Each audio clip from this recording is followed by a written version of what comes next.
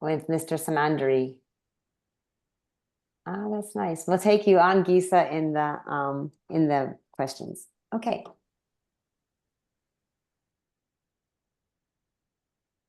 Tell me when. Am I starting now?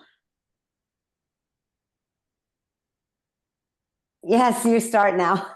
Thanks. Okay. Go ahead. I would like to make a recommendation, please. If somebody would please say a prayer for Jennifer's mother, who is in hospital. Before we start, maybe a short healing prayer would be very nice, and then we can get started. Okay. If anybody wants to help me out with that. Or I can say.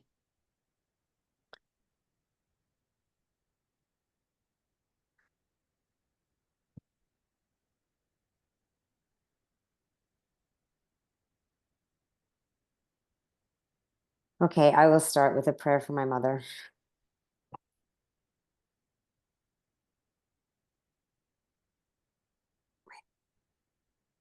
Glory be to thee, O Lord my God.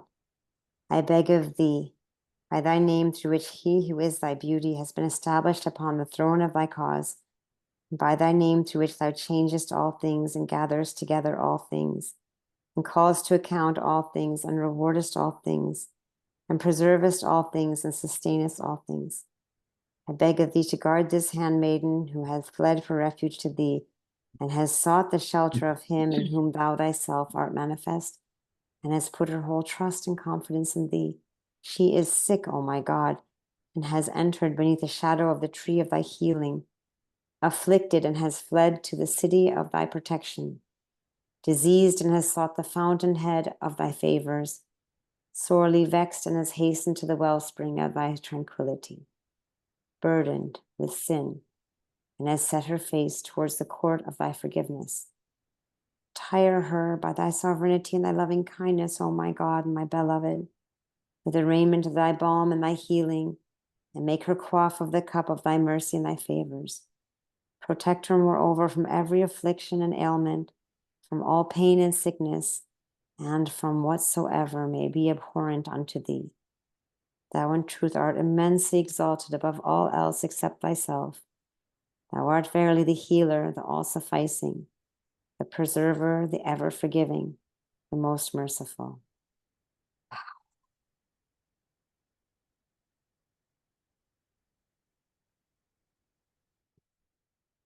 Well, Jennifer and everybody, thank you for having us again to do a repeat performance. As you can see, friends, that this is a family endeavor. There have been a lot of family involvement one way or another. So as this says, this presentation is based on a write-up way back when, prepared by our father, Professor Zeine, based on the original memoirs of his father, Mirza Nur'ud-din, whose story is going to be told today. Eventually, it was developed by our aunt, Negar Zayn, and eventually it was collated and organized primarily by Ramzi, and I had a little input. So much gratitude is also expressed to my sister Sumaya and her son James for the typing and collating they did for this presentation, and to Kurt Dubois, whom I am happy to see is here today, for his assistance in adding this surprise video at the end. So we thought we'd give you a note on the spelling Zayn that you will see back and forth in the writings and here. It was originally adopted until the young son of Mirza Nur'ud-din, that is our father Zayn, attended the French school in Haifa, where the spelling was changed to Z-E-I-N-E, and it stuck. And this is what we are known primarily by in our official name. Okay, first we have to start at the beginning with Janabi Zayn al-Mukharribin. Mirza Nur'ud-din was the son of Janabi Zayn al-Mukharribin, who was designated by the beloved guardian as one of the 19 apostles of Baha'u'llah and pillars of the faith. The story of Mirza Nur'ud-din is intimately intertwined with the daily lives of Baha'u'llah, Abdu Baha, and Shoghi Effendi. It also interacts with those friends who lived in Akka in the late 19th century, 20th century. They include Mishkin Khalam and Mirza Haidar Ali. So occasionally, the memoirs of Mirza Nur'ud-din crisscross the lives of many people. He and his family share various occurrences with others who lived under the same circumstances. Before Mirza Nur'ud-din Zayn came to Akka, to make room for Turkish troops in the autumn of 1870, Baha'u'llah and his family were transferred from the barracks in Akka to a house. But some of his companions took residence in other houses, and the rest were consigned to the caravanserai, right over here, as you can see, named Khan al-Awamid, which means the inn of the columns. The Turkish tower that you see here at the entrance was built in 1906 to commemorate the Jubilee of Sultan Abdul Hamid, and so did not exist during the lifetime of Baha'u'llah. The Baha'is lived mostly in the western and southern wings of the caravanserai and on the top floor. One of the rooms was occupied by the master, where he entertained guests and pilgrims and prepared them for attaining the presence of Baha'u'llah. Now, for those of you who've been on pilgrimage or who are familiar, and there are people who like maps, so we put these two maps here. First, this one, look at the yellow. The yellow are Baha'i properties, the house of Abdullah Pasha and the house of Abud, which will coming up shortly. And the prison where they were incarcerated is here. So this gives you a general idea of where we are and what we are talking about.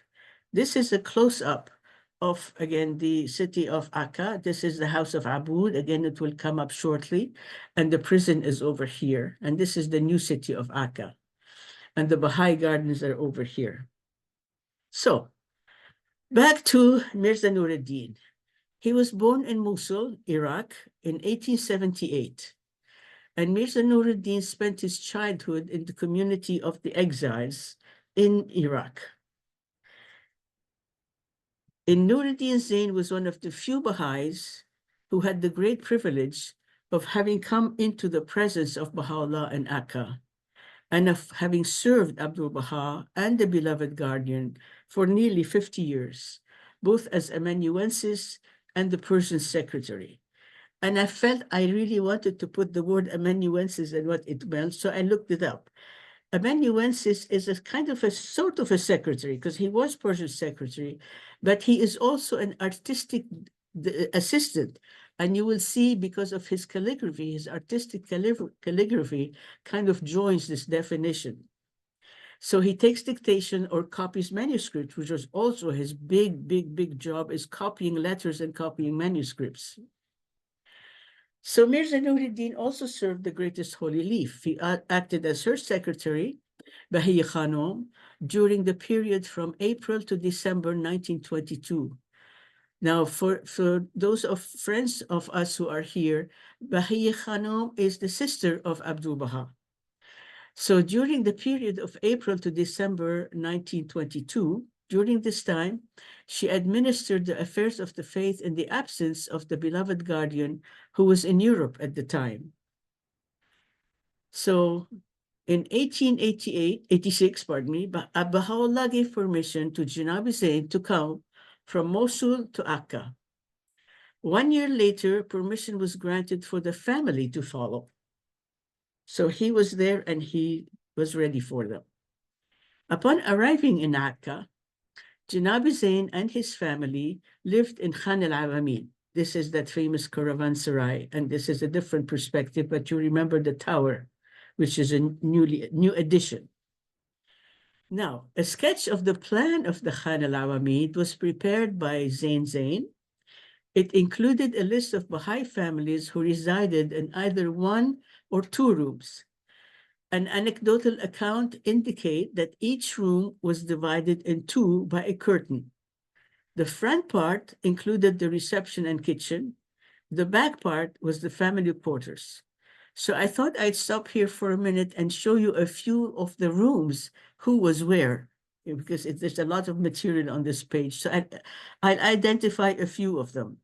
So up here we have, I'll show you from A to B, this is A to B, this is section over here, the names of the people who occupied these rooms. For example, Mishkin Kalam occupied the room which is number 2 right here. So Mishkin Kalam lived in this room right there. And then we could continue 3 and 4. 3 and 4 over here are what is called, number 3 is the classroom. Hold that thought, because this classroom is going to come up in our story. So you can imagine what we are talking about when we say the schoolroom. Number 4 and yeah, right here, number 4 and 5 were referred to as pilgrim houses, where people who are passing through would stay in. But in the meantime, they also had Mirza Haidar Ali. Haji Mirza Haidar Ali occupied room number 4 over here. Number 5 was another little pilgrim room that was occupied by, again, passersby or locals. So there are Zayn, Nur'ud-din Zayn, and Janab Zayn occupied these rooms over here. Zayn al-Muqarrabin and his family had these 2 rooms over here. So I think this is really cool to have this information and to have a visual of that back here. These are the rooms we're talking about. The classroom would be the room over here. The pilgrim house room over there. Okay? Mishkin Kalam was roughly over here. So again, I use your imagination. At the request of Baha'u'llah, Mishkin Kalam, an apostle of Baha'u'llah, a distinguished calligrapher, he trained Mirza Nur'ud-din, as well as other Baha'i youth, in the art of calligraphy. When Mishkin Kalam noted that the calligraphy of Mirza Nur'ud-din matured to an acceptable level, he allowed him to present a sample of his writings to the Blessed Beauty. Thus, Mirza Nur'ud-din had the distinction of humbly presenting the first copy of a tablet to Baha'u'llah at the mansion of Bahji. Baha'u'llah graciously encouraged him. This was followed by other tablets and services, which brought him many times into the presence of the Blessed Beauty.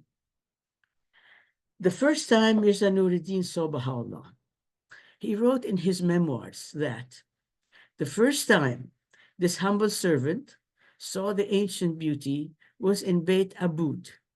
This was during the first or second day of my arrival in Akka. I went and stood downstairs. Then, with hope and what courage I could collect, I climbed 2 or 3 steps and stopped again. A kind of terror and fear overtook me.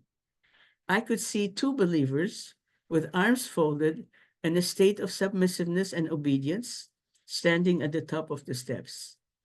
At that moment, His Holiness Baha'u'llah, with great majesty, walked out of the room. This is a sample of Mirza Nur'ud-din's calligraphy. Dr. Wahid Behmardi wrote, "This is a calligraphy of the most great name by Mirza Nur'ud-din. He included the tablet of Abdu Baha, in which he explains the meaning of the letters and the symbols.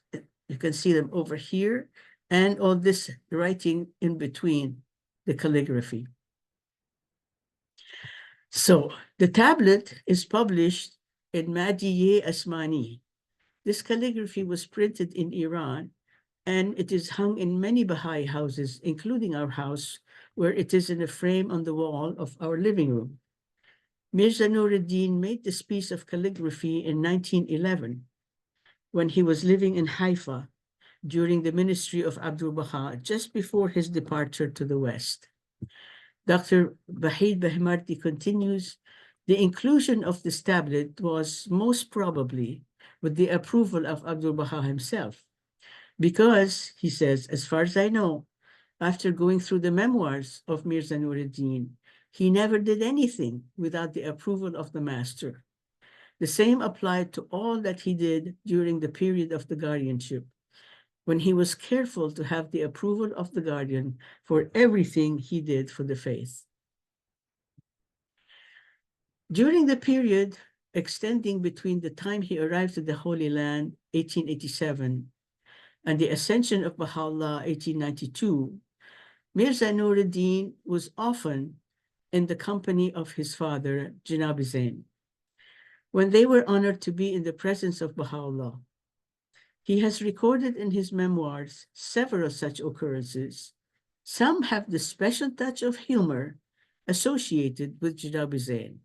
This is one of them, freely translated from the Persian. In the mansion of Bahji, one of the maidservants had passed away. All the friends in Akka were summoned to the mansion for the funeral ceremony.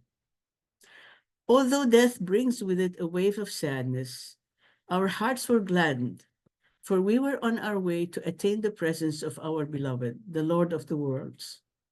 It was springtime. The sky was almost clear. But just as we were walking towards Bahji, suddenly a black cloud veiled the sky, and it started to rain heavily. There was no cover. In a few moments, our clothes and our bodies were completely soaked. All started to race and run. Zayn, owing to his old age, came last of all. And to keep him company, I had to slow down and drag at his pace. Torrential rain was pouring over our heads, and water was flooding and drenching our feet. The friends at the mansion lit a fire and led us to it, to dry our clothes and ourselves, if that was possible. Zayn humorously said, "In accordance with the command of the Blessed Beauty, praised be his name, we have come under this heavy downpouring rain. Perhaps that honorable lady has only fainted. If so, what would be our task and duty?" These words were immediately conveyed to the court of His Holiness Baha'u'llah. He smiled and said, "Tell Zayn to rest assured that lady is now in the kingdom of God." In his memoirs, Mirza Nur'ud-din wrote, "Father had transcribed in his graceful handwriting several volumes of the blessed and sacred tablets, revealed from the divine will and the heaven of bounty. He most respectfully presented these to the court of His Holiness Baha'u'llah. They were then placed next to the seat of the ancient beauty, gracious and luminous be his name.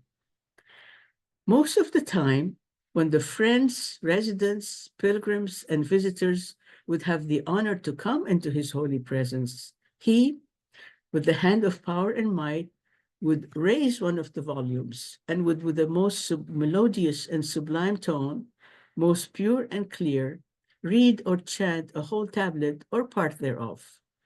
Then the Blessed Beauty would say, "From the time that Zayn al-Muqarrabin came to Akka, we have become the possessor of books."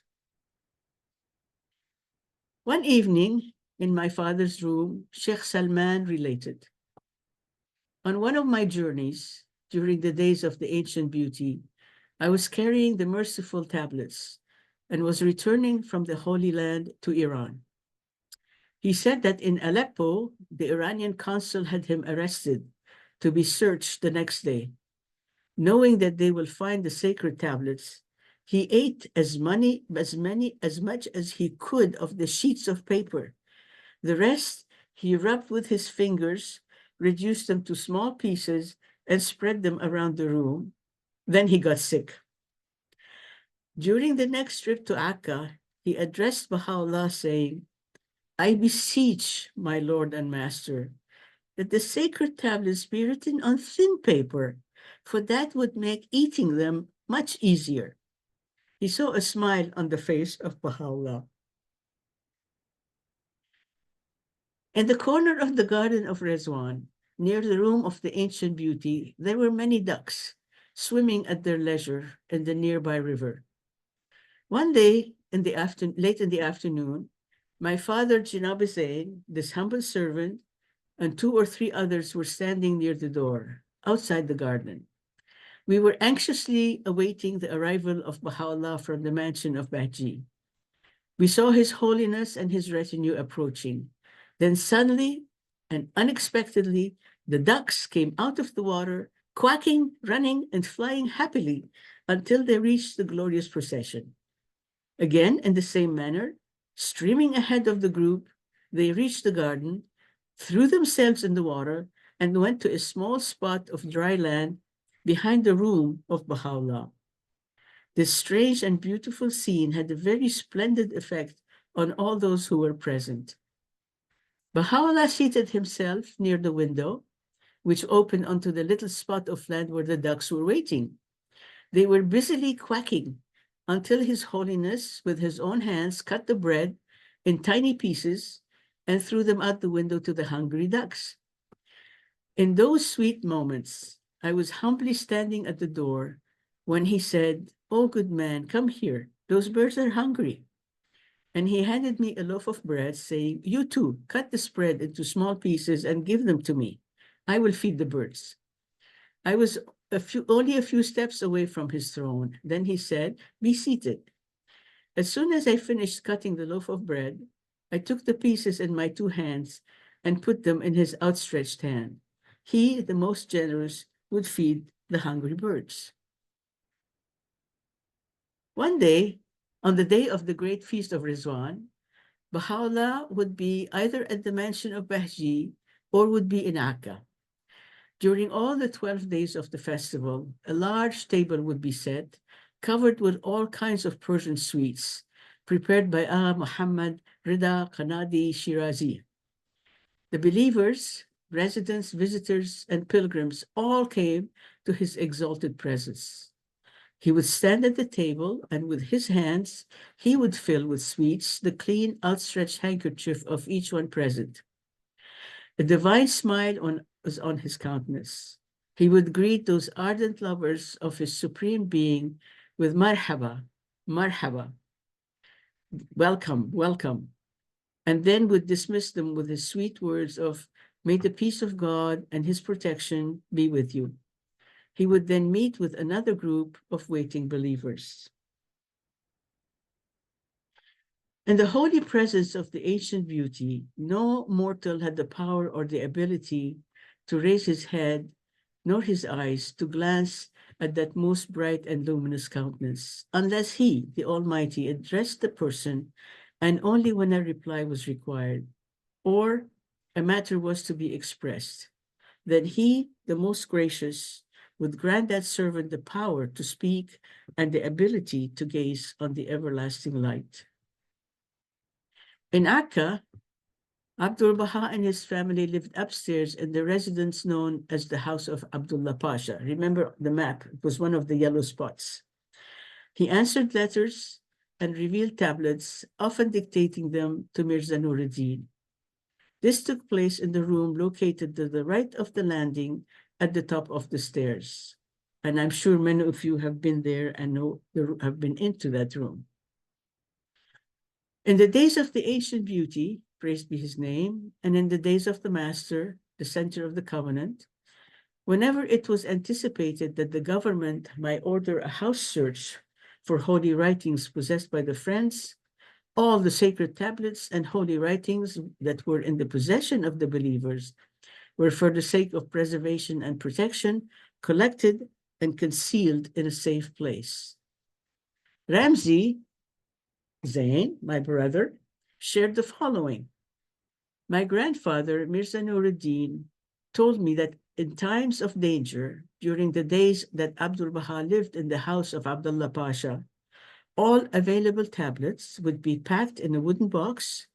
It would be covered with tar for protection against dampness and buried underground in an alcove beneath the first flight of steps leading to the living quarters, approximately where you see the arrow pointing. Mirza Nur'ud-din wrote about the efforts of Janab Zayn to educate his children. Janab Zayn, my father, spent almost all his time at home, busy transcribing the sacred tablets. Being at home gave him the opportunity to train his children from early childhood to read and write. He encouraged them to learn. All his talks and tales were according to the child's comprehension, intelligence, and understanding. He related to them stories of the prophets and the messengers of God. He brought to their hearing and attention the advent of this, the greatest manifestation, and the teachings of the most ancient beauty. In a sweet, pleasant, and agreeable way, he attracted the minds and hearts of the little ones. After the ascension of Baha'u'llah, Mirza Nur'ud-din was present at the mansion when the sacred remains were carried in a most solemn and imposing procession, headed by Abdu Baha, and placed in the holy tomb, which was built and sealed on that same day. 2 years later, Mirza Nur'ud-din had the privilege of commencing 25 years of service to Abdu Baha as amanuensis.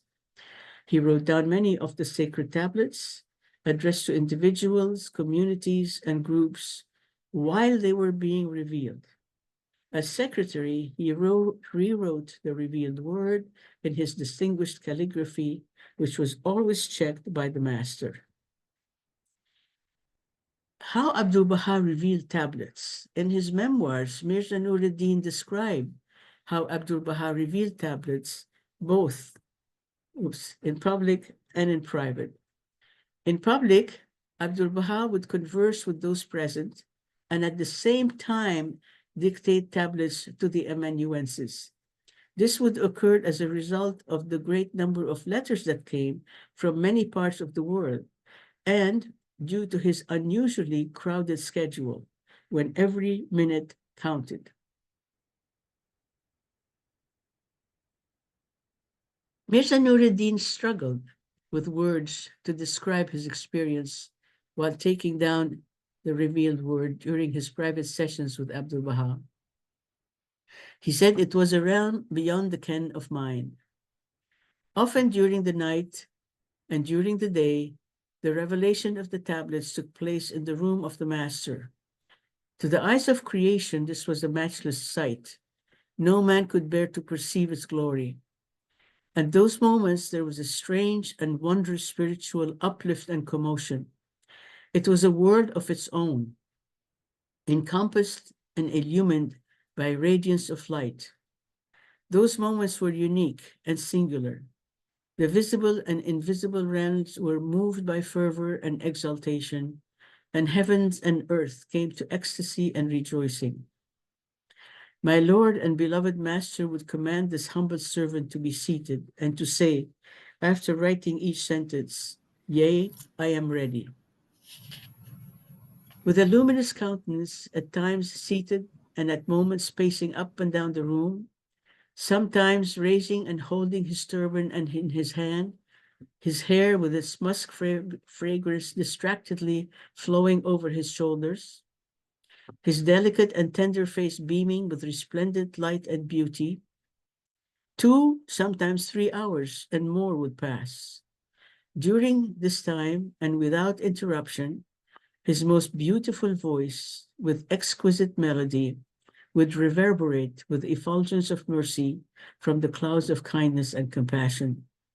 From it would rain down divine gems on the pages of tablets with such speed that sometimes during revelation, he would stop and ask, "Where have you reached? What is the last word?" And then he would start revealing again. Laura Clifford Barney. In 1904, Laura Clifford Barney visited Abdu Baha in Akka.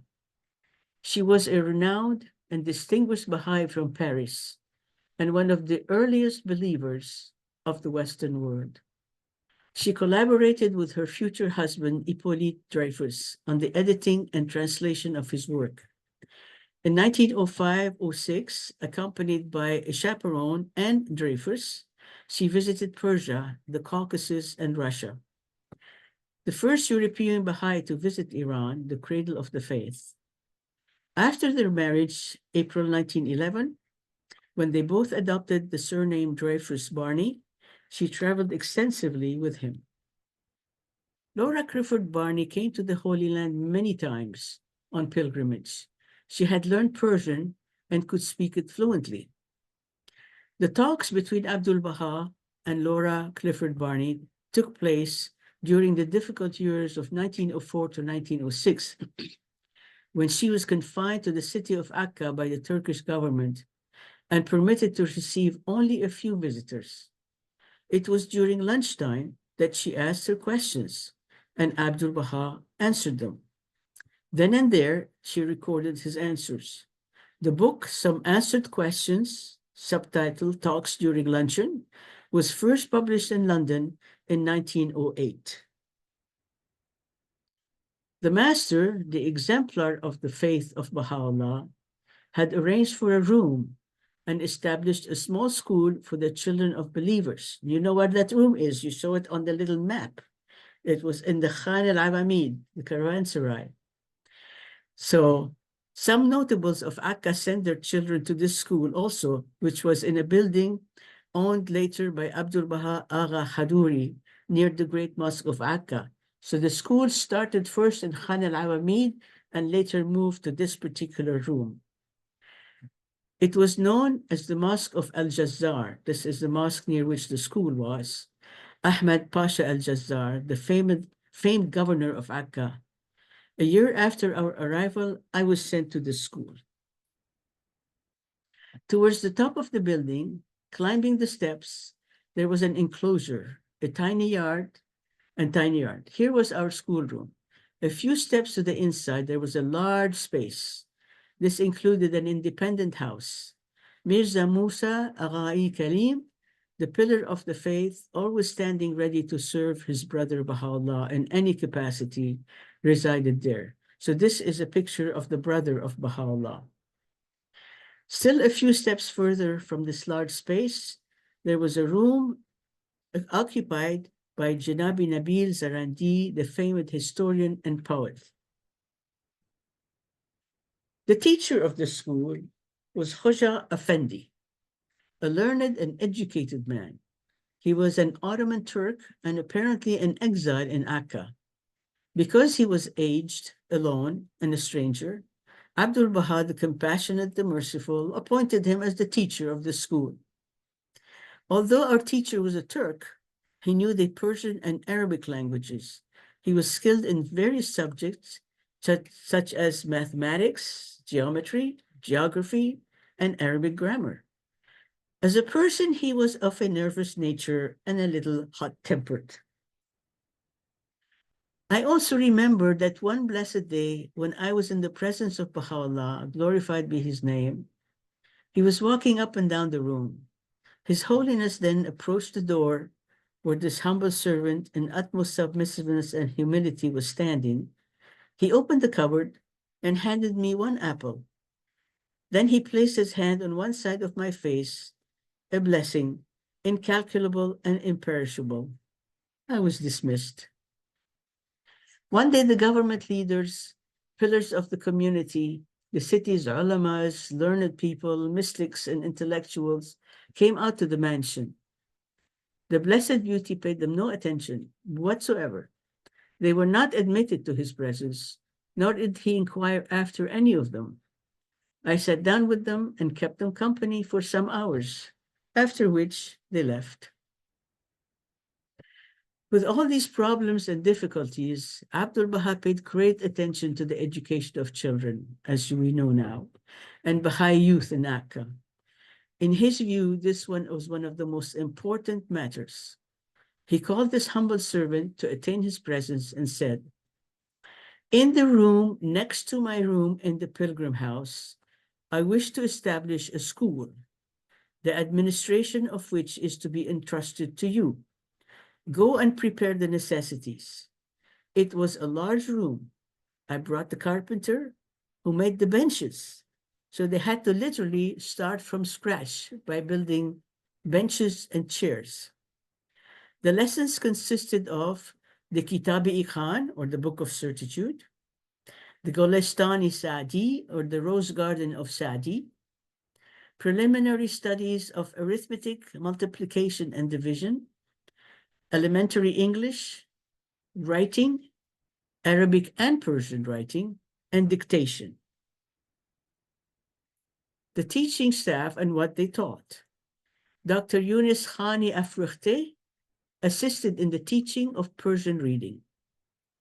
Every day for 1 hour or longer, my father, Janab Zayn, explained and elucidated the verses of the Holy Quran to a number of Baha'i youth. Mirza Abul Fadl of Gulpaigan taught the youth the cause of Baha'u'llah. His teachings were based on Kitab-i-Khan. He also taught the foundations of Arabic grammar. Mishkin Kalam, the well-famed calligraphist, taught penmanship to the children and youth. Now we come to an interesting story. Sometime during the middle of the first decade of the 20th century, A. Mashdi Ali Zainalov, one of the mason builders of the Masjid al-Azkar in Ishabad, embarked on a pilgrimage to the Holy Land. With him, with his 14-year-old daughter, Shakarnush, later named Nayere by Abdu Baha. She had been spiritually energized with the glad tidings brought by Miss Barney from the Holy Land and had assisted with inflexible determination to accompany her father on his journey. When the time came for her father to return back to his home, to Ishabad, Shakarnush was firm in her request to stay and serve at the holy threshold. She refused to go back home with her father. It was then that Abdu Baha arranged her marriage to Mirza Nur'ud-din Zayn. Abdul Baha revealed a tablet in Arabic for their marriage. The tablet is quoted on the following slide. It is followed by a provisional translation in English. As Shakarnush was sometimes discomforted by her name Nush, when friends jested with her and called her Mush, which means mouse, Abdul Baha renamed her Nayere. They had 5 children, Zain, Mehrangiz, Ruhiye, Nihayat, and Nigar. This is the tablet revealed in Arabic for their marriage, which I will not read to you, but I will read to you the English version. He is God. Praise be to God, who hath caused the oceans of joy to surge with the breezes of blissful love on this celebrated day through the union of one of his handmaids, who hath believed in him and in his signs, with one of his servants who hath fulfilled his pledge to his covenant and testament.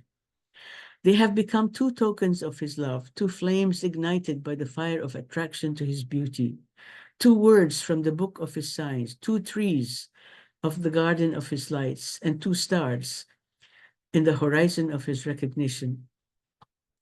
Hallowed and brilliant salutations be upon the focal point of love and faithfulness, the axis of the sphere of ecstasy and fervor for the beauty of Baha, the sun on the horizon of devotion and the day star at the zenith of ardor and desire. Him whose vitals were set aflame with the fire of love, burning and blazing intensely, who is manifest through the lights of the words, he shall love him and they shall love him, shining in the hearts of his chosen ones, whose soul was drawn to the arena of sacrifice, whose blood was sprinkled upon the dust of the earth, whose limbs were rent by the bullets of the malevolent, and his adoration for the Abha beauty, and also upon those who are associated with him, who tread his open and radiant road, who walk in his perfect way, and who follow his luminous path. O my God, these 2 enraptured souls have embraced in the stronghold of chastity and purity beneath the shade of thy divine low tree. They have been wedded in the bridal chamber of the most great prison through a bounty which thou hast reserved for whomsoever thou willest in thy most exalted paradise. They have grown so united as to become a single soul through the bonds of oneness under all circumstances and conditions. And he had thus come to dwell with her. O Lord, make firm their feet in their most great love, strengthen the ties of affection between them through the sure handle in thine impregnable refuge, and send down upon them blessings from thy side. Raise up through them descendants who will serve at thy sacred and resplendent threshold, who will make mention of thee in the most exalted assemblage, who will worship thee in the morn and in the daytime, and who will supplicate thee at dawn and eventide. Thou art in truth the Almighty, the Giver, the Munificent, the generous, the abundant bestower. Well, now, one afternoon when the master was in the house of Abud in Akka, the sound of carriage wheels were heard outside. While sitting, holding a string of prayer beads in his hand, he said to his humble servant, "Go down and see what is this carriage and who is in it." The governor of Akka, the German consul, and 3 or 4 military commanders had come to attain the presence of the master and ask him for financial help. Remember, he's a prisoner. He's a prisoner.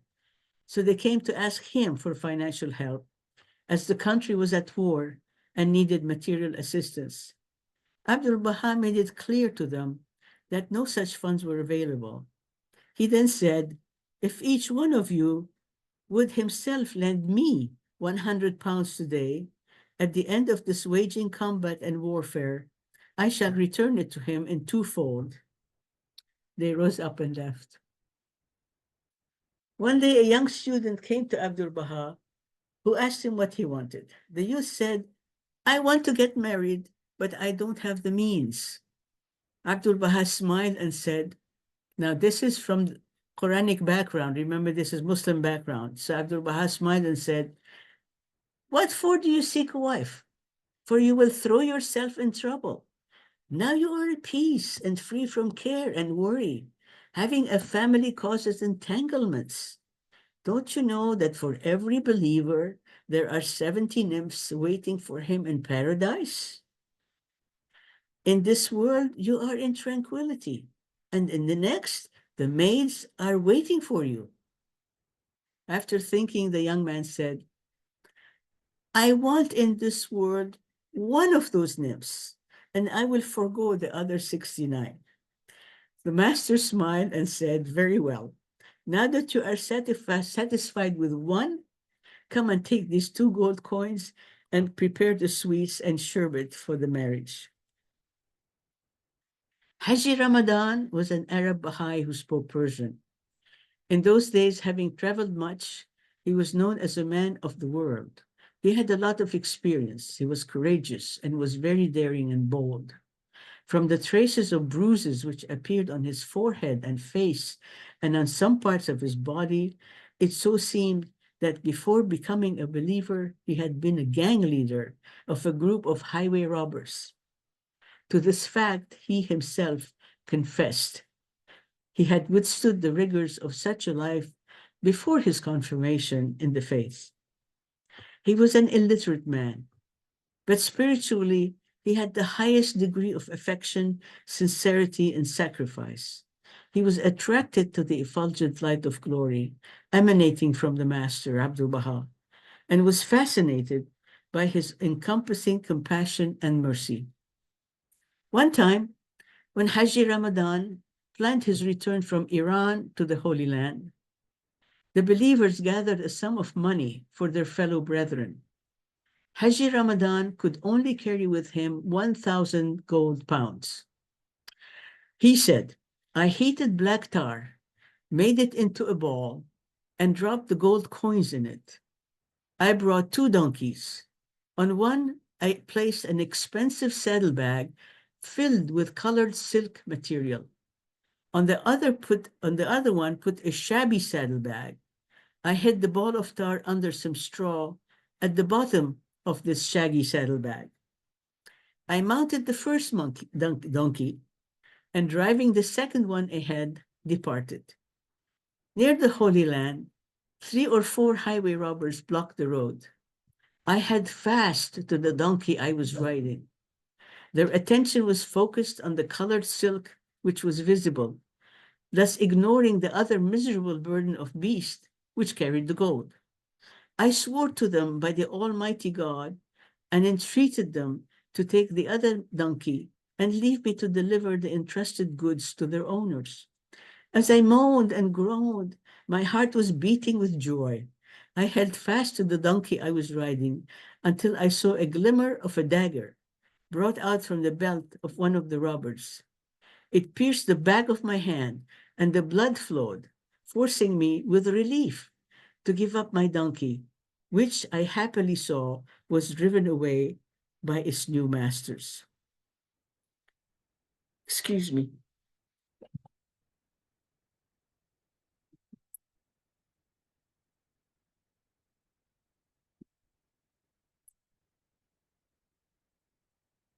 So sorry. So sorry. The cat trapped outside. During his stay in Alexandria between September 1910 and August 1911, Abdul Baha conversed with Egyptians from all walks of life about the fundamental principles required for the building of a peaceful and prosperous society. Throughout this period, Mirza Nur'ud-din was with Abdul Baha. During the days that Abdul Baha stayed in Alexandria, public transportation was either by tram or by hantur.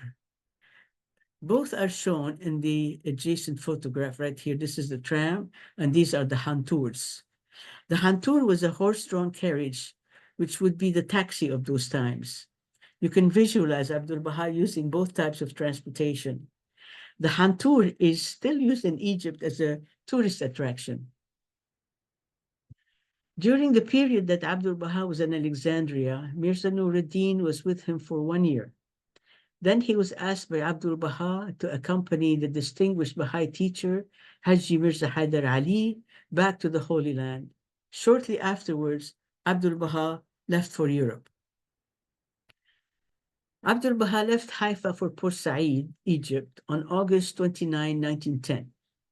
In his memoirs, Mirza Nur'ud-din informs us for the first time Abdul Baha set out with the intent of traveling to Marseille.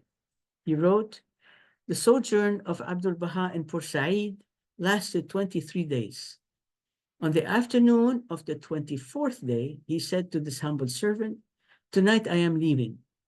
He himself had obtained the tickets from the Messagerie Maritime, a shipping agency which ran a line of French steamers to Marseille. Khusro and myself immediately packed the cases. In the days before World War I, it was easy beyond imagination to travel to any part of the world. There were no restrictions, no formalities, no passport, no questions unanswered. Anyone could just pack his case and board the ship sailing to any destination he desired." This is a nice picture that Ramsey found of the RMS Cedric, the ship on which Abdul Baha eventually arrived on New York City in April 1912. After Khusro and myself arranged our belongings and took note of the number of the master's cabin, he, with a small case in his hand, passed among the passengers and went up to the open terrace of the ship, where a gentle and cool breeze was blowing. There he rested in a lounging chair. About 1 hour had passed when he told this humble servant, "Go and get me a glass of that sherbet which we have brought with us." Then he said, "Take this case with its key to your cabin. Open it. Inside there is a belt. Tie it around your waist under your clothes. Do that before it be stolen." I tied that very heavy belt, which contained gold coins, around my waist and returned to the terrace. It was past midnight. The master rose and said, "Although there is no trace of sleepiness, I will go and try to sleep. You too, go and sleep. But first I will come and note the number of your cabin." As commanded, I obeyed, but in vain, for I did not desire to sleep, lest my master should need me. When I came out of the cabin, all were asleep, and there was calm, except for the sound of the steamer's engines. Slowly, I went up to the terrace, and there I saw the master, seated on that same lounging chair. He said, "I could not sleep. I have given up going to Marseille. I will embark at Alexandria. Go to the manager of the ship and ask him to return the tickets." At that moment, the lights of Alexandria were twinkling, and the steamer smoothly entered its port. And this is a little map here where they left from Haifa to Port Said to Alexandria. sorry. News of Abdul Baha's arrival and stay in Alexandria spread far and wide over the country. The grandees and the notables, writers, journalists, newspaper, and magazine editors from Alexandria, Cairo, and from the suburb came to the court of the master. They attained his presence and were spellbound by his great wisdom and deep learning. In Century of Light, commissioned by the Universal House of Justice, we are informed of the importance of the period spent by Abdul Baha in Egypt as a prelude to his travels to Europe and the United States. One day, around the end of First World War, Abdul Baha said, "Praise be to God, during all the years of the war, during the deprivation and scarcity, not one believer, not even for one night, laid his head to sleep without having had dinner." Because of that devastating war, living conditions became extremely difficult. The roads were closed, communications were cut off in all directions, and correspondence was strictly restricted. Eventually, it came to a standstill. Above all this raging tempest of hardships, whispered the refreshing and invigorating breeze of Abdul Baha's loving kindness. It stirred and assured every heart of God's divine mercy and compassion. To alleviate the pressures, the master at times borrowed money from several merchants in Haifa, giving them in return promissory notes. When the war came to an end, he paid for every paper pound he had borrowed a gold pound instead, this being much more than its original value. With the end of the war came the end of the hardships and calamities. Once again, the divine banquet of joy and gladness was laid out. Hearts were enkindled with the blessings of their Lord, and faces were radiant. Restrictions and deprivation were lifted. Visitors and pilgrims came to their point of adoration to attain the presence of the center of the covenant, Abdul Baha, to quench the flames of their loyalty at the threshold of the shrine of the ancient beauty, Baha'u'llah, and at the shrine of His Holiness the Bab, the primal point. Visitors who came to the gardens of the holy shrines were received with warm welcome and served tea, and on special occasions, sweets and cakes were distributed among them. Those blissful days gradually came to an end. Day by day, signs of fatigue appeared on our beloved master, but he in no way changed the course of his daily life. Should a health problem occur, he kept it concealed, lest a heart should be sorrowed or a soul troubled. Day and night, the revelation of his wondrous tablets streamed from his pen. On Fridays, many poor and needy beggars came to the house of the master. As was his custom, he generously and lovingly put a few coins in the outstretched hand of every one of them. On Sunday afternoon, the master went up to the pilgrim house on Mount Carmel when all the believers were gathered. The meeting ended by visiting the shrine of the Bab. Occasionally, Abdul Baha himself chanted the tablet of visitation. Many years before the ascension, the believers of Ishrabad had entreated the master to appoint a day during the year in which they could celebrate a special feast, the Feast of the Covenant. The master had conceded to earnest request and gave them November 26 to be observed as the day of the center of the covenant. This came to be known as the greatest festival because he was the greatest branch. For many years, this feast was celebrated until the ascension took place on 27/28 November 1921. It then became manifest that Abdul Baha had appointed his day of ascension from this transitory life to the Abha kingdom as a day of joy and deliverance from this mortal world of affliction and calamity and this ever-changing world of infidelity and inconstancy.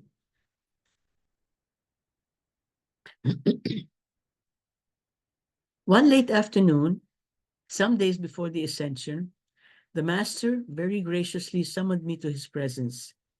As he came out of the house, he beckoned me and said, "Come with me."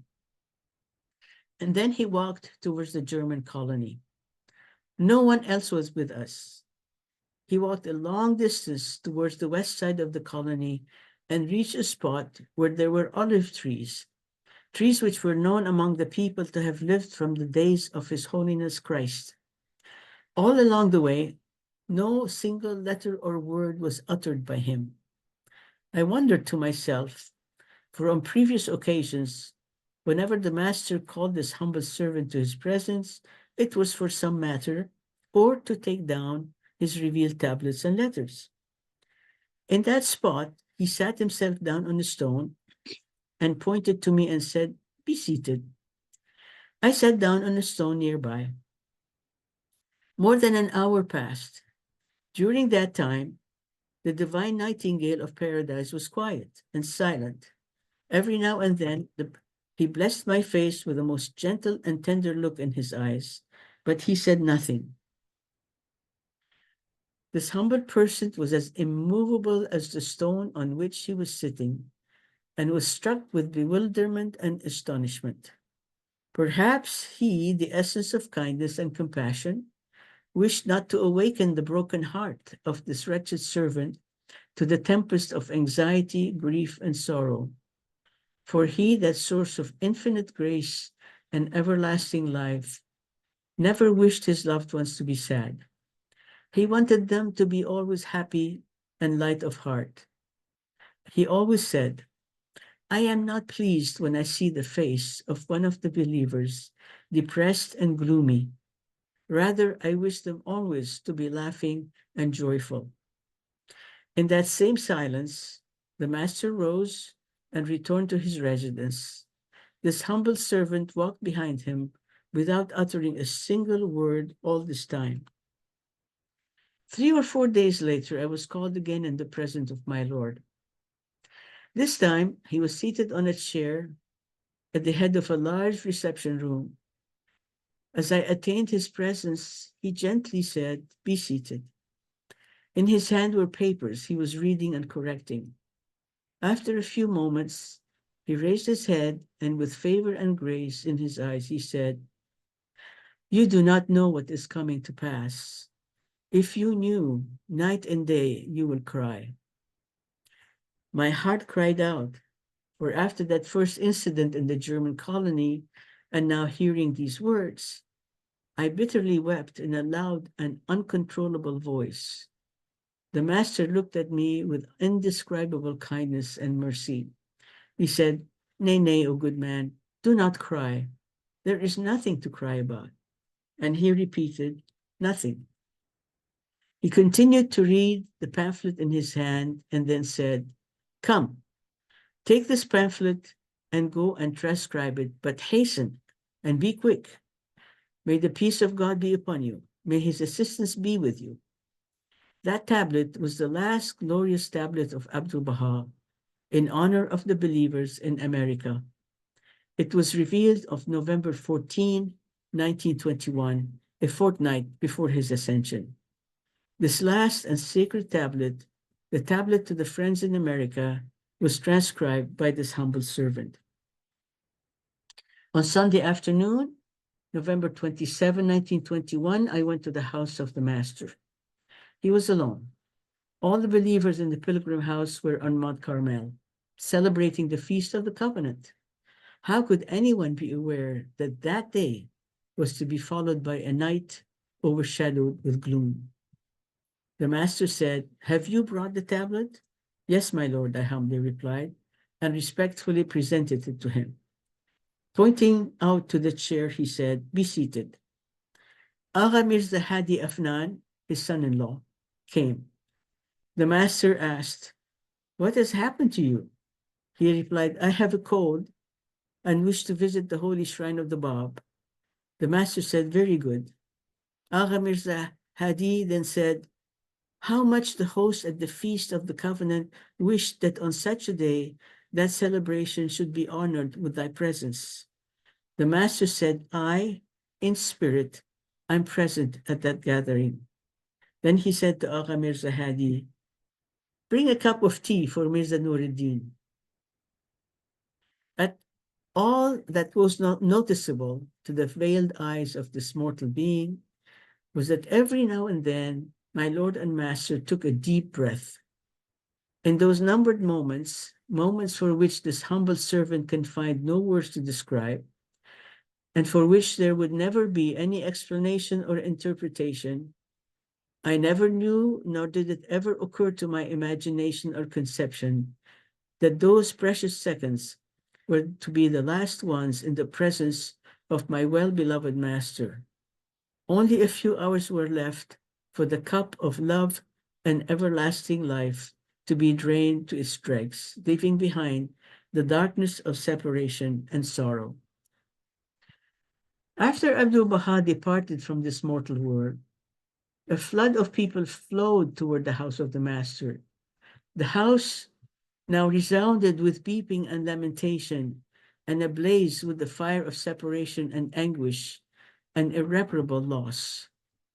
News of this heart-rending calamity spread throughout the East and the West.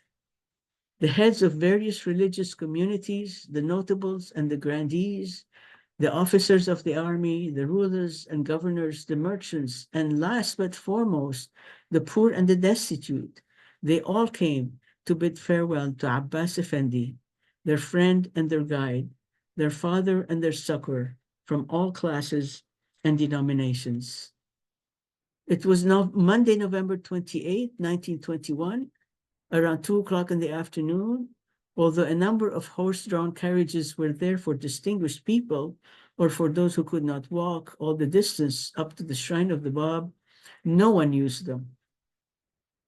A huge crowd of sorrowful mourners, including the High Commissioner of Palestine, Sir Herbert Samuel, with the cavalcade of the British policemen on motorcycles, followed the casket bearing the earthly remains of Abdu Baha, which, with great respect, was slowly carried high above the heads from the house to Mount Carmel to be tenderly laid in the vault next to the shrine of the Bab. At moments, the non-believers gave no opportunity to the people of Baha. They rushed to carry the casket and honor and a blessing for themselves. This is the house of Abdu Baha right here, and this is the casket that they're talking about. Soon after the ascension of Abdu Baha, the beloved guardian, his grandson, returned to Haifa. The believers thronged to his presence, and to each one of them he expressed his great kindness and benevolence. A few days later, after his arrival, he called his humble servant to his presence in one of the rooms of the house of the Master. He handed me the holy tablet, the will and testament of Abdu Baha, in his own handwriting, and signed and sealed by him. Then and there, the beloved guardian instructed me to transcribe a complete copy of it. 1 or 2 days later, in the hall of the house of the Master, a gathering of the believers was held. The exalted will and testament of Abdul Baha was read, and the guardianship was proclaimed. On the great historic occasion, January 7, 1922, after the passing of Abdu Baha, his will and testament was read in his house in Haifa, appointing Shoai Effendi to be guardian of the Baha'i faith. Mirza Nur'ud-din was present as one of the 9 witnesses. All with one voice and one heart, with one will and one soul, with submission and obedience to the infallibility of the words of their master, Abdul Baha, pledged their allegiance to Shoai Effendi, the beloved guardian of the faith of Baha'u'llah. Soon after, the beloved guardian left for Switzerland.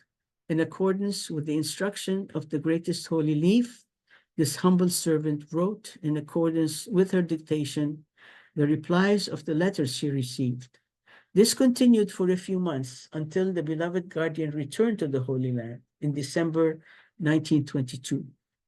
Then, upon his command, spiritual assemblies were formed in various parts of the world. Around the end of May 1923, he again left for Europe. This humble servant at all times and at every moment, outwardly and inwardly, bent in homage and gratitude to the banquet of divine mercy and bounty, had the honor and privilege to partake of a drop from the ocean of endless mercy and of everlasting generosity and favor. The beloved guardian had made it the fortune and lot of this most humble person to transcribe the holy tablets and to remain in his service for many years to come. In a letter, the beloved guardian wrote, Jinabi Agha Mirza Nur'ud-din, O spiritual friend, if copies of the tablets of Abdu Baha addressed to The Hague or any other tablets are in your possession, send them with Agha Khalil, the bearer of this note. The enclosed tablet is in honor of Agha Muhammad Noshukati. Immediately transcribe it and return it with Khalil, for it is necessary that it be written in the elegant calligraphy style of Nastaliq. So I thought you'd like to see what we're talking about here. These are various types of calligraphy in the hands of Nur'ud-din Zayn. This is what they call, I guess, a sampler. So each are different types of calligraphy in Persian and in Arabic. And the particular one that the guardian liked, and he requested it, the Nastaliq, is this one up here. Okay? And you will see more a little bit later. This says, O Son of Spirit, first have a pure heart, be pure in heart, pure in heart. Down here at the center of the sampler is the signature of Nur'ud-din Zayn, and it's dated 1938. So it was in July 1923 that a letter was received from the beloved guardian addressed to the spiritual assembly in Haifa, in which he requested his ardent wish to hear the glad tidings of the faith in that land.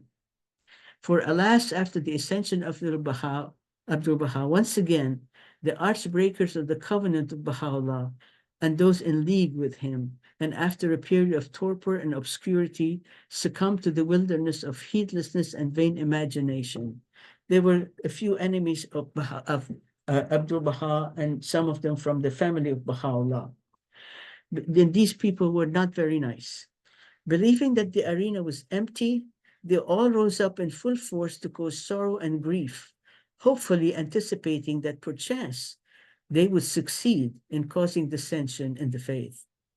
The believers all around the world, like an immovable mountain of steadfastness in the cause of Baha'u'llah, arose in one accord to pledge their fidelity and faithfulness to their well-beloved guardian. During the days of Abdul Baha and afterwards, Mirza Nur'ud-din had the privilege of receiving a number of letters from Shah Effendi. One such letter, received after the ascension of Abdul Baha, reads, Janabi Mirza Nur'ud-din, the request of the sincere and devoted servant of Abdul Baha is that in your beautiful and a sweet Nastaliq style, you write the paragraphs of the hidden words that have been marked below. Each is to be written on a separate sheet. Write it immediately and send it. Good handwriting in writing these tablets is extremely important and necessary. For in England, an accurate and precise copy is to be taken of the handwriting. Showy. After the ascension of Abdul Baha, great responsibility was placed upon the shoulders of the beloved guardian. There was a great deal to be attended to and to be achieved. Mirza Azizullah Dehkan was appointed as amanuensis.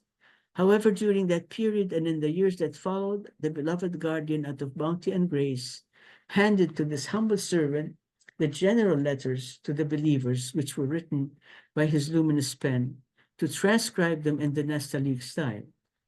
This arrangement continued for a while until Mirza Azizullah returned to Iran. On one blessed and memorable evening, when this humble servant was in the presence of the beloved guardian, he, with benevolence and mercy, said, I shall take you to help me. After the departure of Mirza Azizullah, and for a short while only, Agha Mirza Mahmud Zarqani, the secretary of Abdul Baha during his tours in the Western world, was appointed as secretary to the beloved guardian. But soon after, he too left for Iran and passed away in the city of Rasht. The beloved guardian, in one of the evening gatherings of the believers, said, "The news of the death of Agha Mirza Mahmoudi Zarqani, who was serving here, has arrived." And he added, "Certainly God will commission another soul to rise and serve." He then rose and left the gathering. The believers were deeply moved by that remark of the beloved guardian. Immediately, this most insignificant and undeserving servant expressed his eager and unyielding desire to be that soul whom the beloved guardian had mentioned. I beseech a member of the Holy Family to submit my petition to the beloved guardian." He reported the matter to the beloved guardian and said, "Mirza Nur'ud-din submits his plea to thy honor and says, this servant knows that he is undeserving of such a noble service, yet he wishes to dedicate himself to the service of your esteemed honor, if you will accept such a service."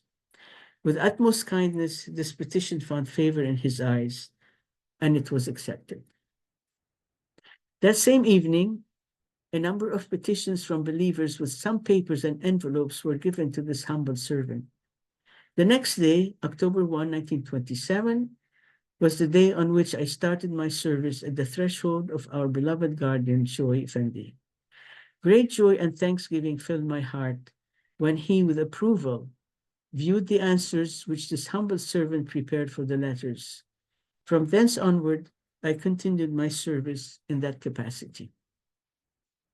Among other services which were entrusted to this humble servant were to write the inscriptions on the headstones of the graves of those believers who had passed away in either Akka or Haifa. The most spiritual and invaluable recompense which I received from this last service was that, in accordance with the beloved guardian's instructions, I wrote a quotation from that holy tablet, which had been revealed in honor of the greatest holy leaf, on the blessed stone of her esteemed and ever exalted resting place. For all this bounty, I lift my soul in praise and thanksgiving to God, the all-glorious, the all-loving.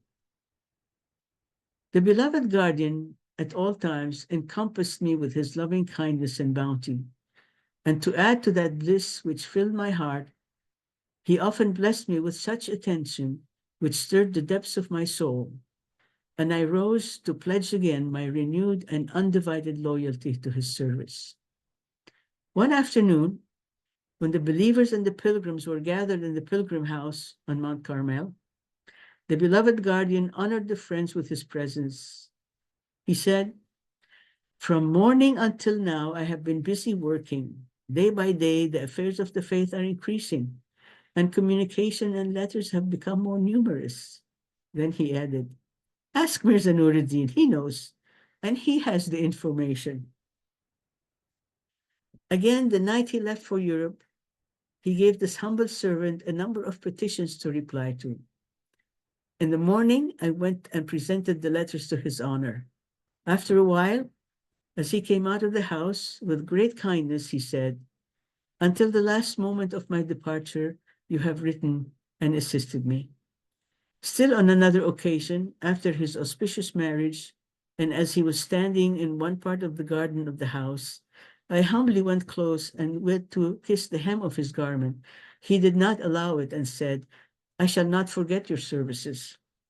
Such precious moments and such priceless memories in that atmosphere of generosity and loving kindness refreshed my heart with heavenly favors and stirred my soul in adoration and service of our faith. The custom was that early in the evening, the believers gathered in the house of the Master, where they were privileged to attain the presence of the beloved guardian. At times, just about 1 hour before dusk, the visitors and the pilgrims gathered in the garden of the house. And then, in the presence of the beloved guardian and on foot, they went up to visit the holy shrines on Mount Carmel and to listen to the words and talks of the beloved guardian, Shoei Effendi. Days, months, and years went by, until the summer of the year 1938 came. And with it came the command of the beloved guardian, who was then in Europe, that the believers and their families, both in Haifa and Akka, should leave. The country of their destination was appointed for each one of them. And thus it was that October 28, 1938, this humble servant with my family came to settle in Beirut, Lebanon. And it was the blessed spot to which Baha'u'llah refers to in one of his tablets as the Lohi Ardi Ba, the tablet of the land of Ba. In Beirut for 10 years, until 1948, I was engaged in writing the answers to the letters and the petitions, which were by special means transmitted to me. Letters from the East and the West, after having been noted by the beloved guardian, and passages to be quoted were marked, continued to arrive.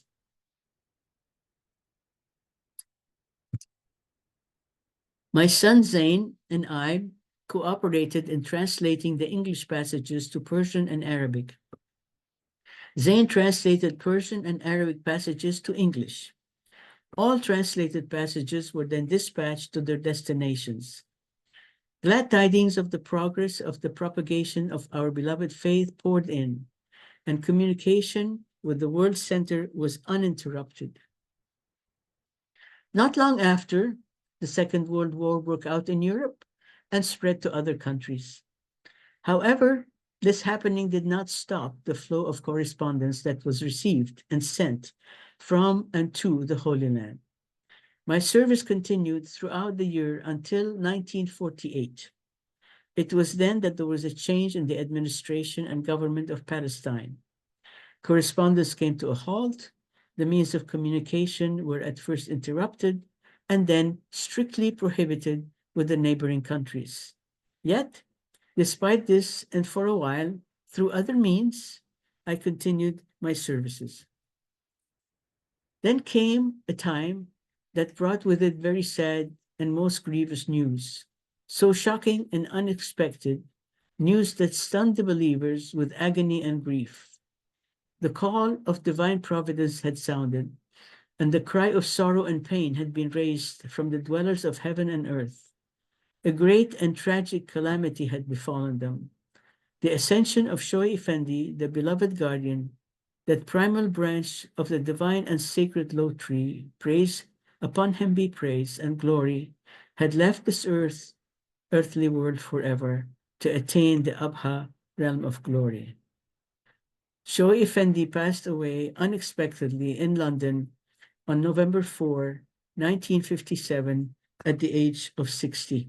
And this is his resting place in the Baha'i Cemetery, Greater Northern Cemetery in London. It was in the days of the beloved guardian, and it was through him and his indefatigable efforts that the faith of Baha'u'llah spread far and wide and encompassed the world. It was during his ministry that the banner of the most glorious dispensation was raised in every land and every corner of the earth. And this is a map that was drawn by the guardian, by Shoa'i Effendi, as the goals of the 10-year World Crusade. And he prepared it by his hand. There were no computers in these days. It's just absolutely stunning. All this was crowned by the erection of the golden dome of the shrines of His Holiness the Bab, the harbinger of the most great light, and this branch of holiness, Abdu Baha, the center of the covenant. Furthermore, the guardian expanded the guardians around that most holy spot, the shrine of Baha'u'llah, the point of adoration for mankind. In conclusion, I would like to summarize the years of my humble services to the faith as follows. 6 years, this humble servant spent in the court of splendor and glory, the ancient beauty Baha'u'llah, praised be his name, the sole object of all previous revelations, and he whom God shall make manifest, the day star of truth and the source of everlasting life. 25 years in the blissful shelter and service of the center of the covenant, the mystery of God, the Master, Abdu Baha, the well-beloved of the world. 21 years in humble dedication to and service of the beloved guardian of the cause of God, Shoei Effendi, the sign of God, the chosen branch, and the expounder of the words of God. The number of letters this insignificant servant wrote during this period was 8,084. Most humbly, I acknowledge and confess to my shortcomings, weakness, and inability at all times and in all circumstances. In the year 2000, 58 copybooks with 8,084 draft letters prepared in the handwriting of Mirza Nur'ud-din for the beloved guardian, covering the entire period from 1927 until 1948, as well as 5 copybooks with draft letters prepared for the greatest holy leave, were found and forwarded to the World Center. Now, mentioned the inscriptions earlier. As a calligraphist, the handwriting of Mirza Nur'ud-din is found in the form of inscriptions on a number of Baha'i buildings, monuments, and tombstones, written either at the request of Abdu Baha or the beloved guardian.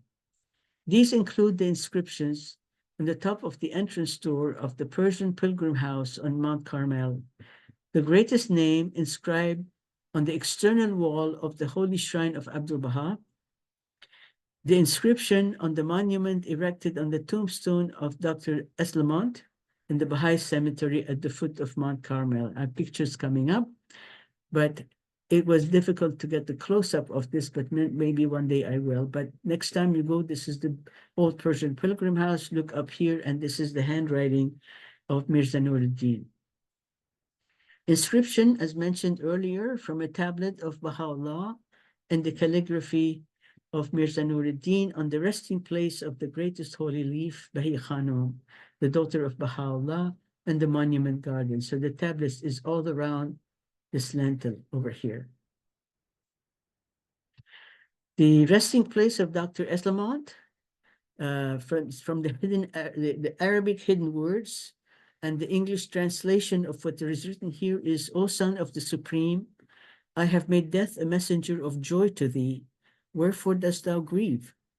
I made the light to shed on thee its splendor. Why dost thou veil thyself therefrom? So Mirza Nur'ud-din's resting place in the Baha'i cemetery in Beirut, Lebanon. He was of a quiet and unassuming nature, of a gentle and genteel character. If he faced any painful or trying circumstances, he remained calm and unruffled. He was a rock of strength, hope, and comfort to those who sought his advice. He remained to the end of his life at peace with himself, with the world, and with God. He passed away on September 16, 1963, in Beirut, and his remains were laid to rest in the Baha'i cemetery on the outskirts of the city. Arabic hidden words of Baha'u'llah are written on the gravestone, and the English translation is, O Son of Spirit, with the joyful tidings of light I hail thee. Rejoice, to the court of holiness I summon thee. Abide therein, that thou mayest live in peace forevermore. And now, thanks to Mr. Kurt Dubois and Ramsey, who did this in 8mm back in the old days, and Kurt was able to put it on video. Let's hope everything works out. This is Nur'ud-din Zayn. No sound, very bad sound.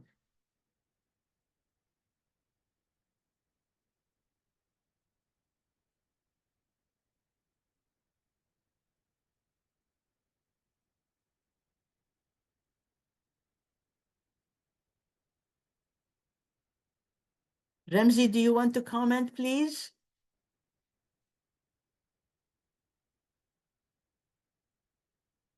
Well, unless Ramsey shows up, this is Nur'ud-din and his wife in their apartment in Beirut. And this is Nayire, our grandmother. And he is going to demonstrate to you his writing, this Nastaliq writing, and how he did it.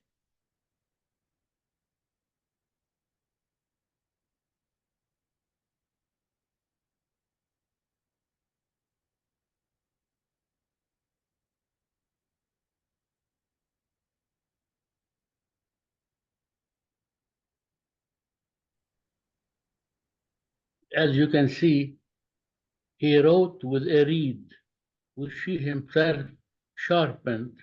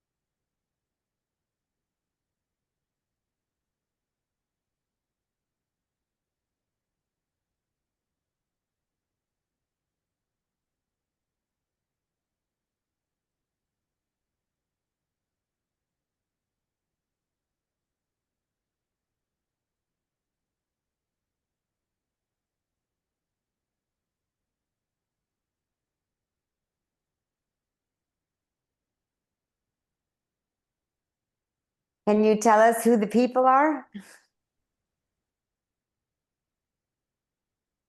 I'm sorry, what did you? This is my grandmother and grandfather and my daughter, Rana. And then that's my father.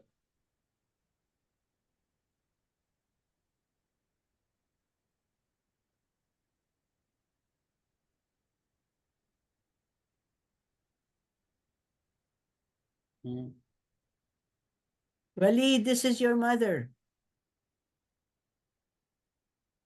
Yeah, I recognize her. And that's my sister right there. You just missed her in red. That's Yes. Shireen.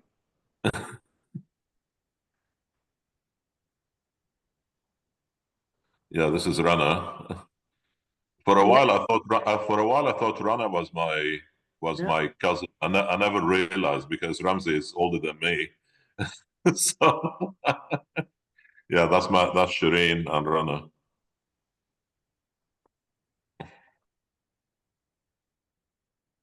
Ramsey, were you walking on the beach in the scene on the beach? Was that you with the binoculars?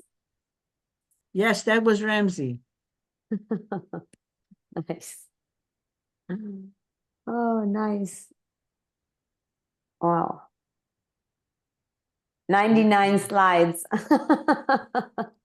Almost made to 100. Okay, so let's see. Excellent. Thank you guys so much. Wow.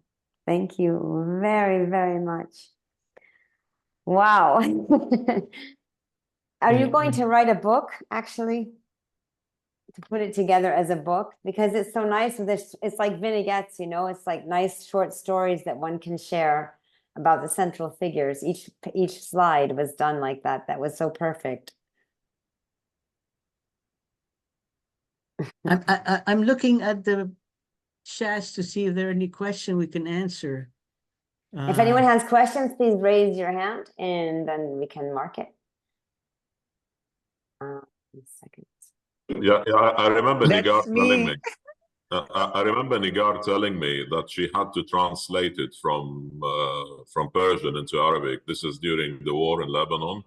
She said she thought she was gonna die, so it's a now or never moment in her life. So she sat there, you know, with the candlelight and translated the whole thing, you know, over I don't know, a few weeks, thinking that's the last job she's gonna do. Oh, no.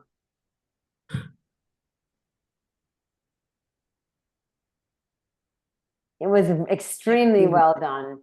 And Lena, your speed was perfect. I think you read very well. Thank so you. much. I tried. It was really, really good. It was excellent. Yeah. Thank you. I think Thank you everyone all. take a minute to recover because it was very emotional. Does anybody have? Yeah. Okay. Somebody has a question. Somebody raised his hand. Yes, Mehran. Yeah, my name is Mehran Magharabi. I'm living in Canada. I'm related through my paternal grandmother to Janab Zayn.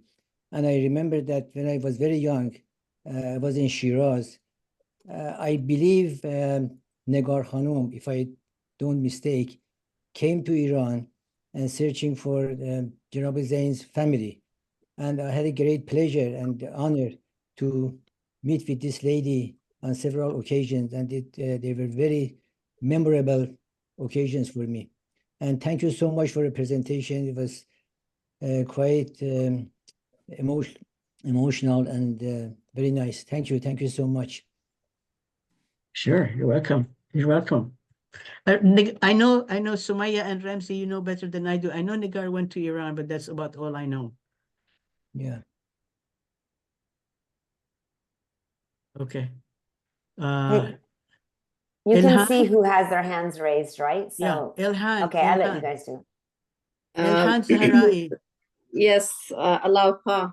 I just want to thank you for the wonderful presentation. And at the end, the video brought that balcony.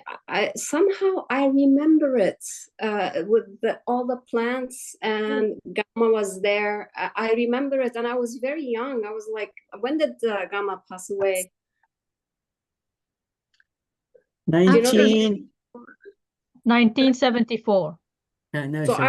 I was 3 or 4 because I was born in 1970, and I remember my mom would take me, and I would be so happy. She would say, "We're going to see Auntie Nigar and Nahi," and I was so happy. And it just that house was full of love. We never met your grandfather, but that house was full of love. That's what I felt all Thank the you. time. Just wanted to say that. Thank you, Ilhan. Thank you. Yeah. Shireen, is that you? Yeah. Oh my Hi. goodness. Hi, That was Shireen. the little girl. Oh my God, the little girl. I was there. That's you. That was you. Yeah. The little girl in the Thank red you so coat. much. Oh my God, I missed my grandmother and Gigi and grandma. Oh my God, I'm gonna cry. It's too much emotion. I can't take it. I was there 24 hours. Oh my God, I missed them so much. It was Yeah. an amazing presentation. Ramzi and Lena, you're amazing. Thank Really. you. I want a copy. They I were wanna your send it to my children. babysitters. Gamma and Gigi were your babysitters. I know, I remember him. I was only 3. He used to tell me khartouche, you just write anything, khartish bartish, Yeah. and his handwriting was amazing. And he told me just Yeah. scribble, Well, good to Crazy. see you, Shireen. Good to see you. I'm glad Thank you were you. able to make it. Thank you. Welcome. Thanks. Yeah. Angela from Canada. Thank you very much. I really appreciated your presentation. It was very interesting. Could you just say a few words of what was his life like after 48? Ramzi, you're the oldest. This is yours. I'm sorry, I didn't get the question. Can you? Well, we learned what he was doing up until 1948. But I'm Yes. wondering, through the remaining years of his life, did he stay in Lebanon? That's what I'm thinking, but Oh, I see. After 1948 and the change of administration in Palestine, the communication went through Turkey. Somebody from the Holy Land would go to Turkey, and then somebody from there would come to Beirut with the communication that was to be whatever, written or translated. And then that was the way it went back to Haifa. That Thank is you. through another country, yes.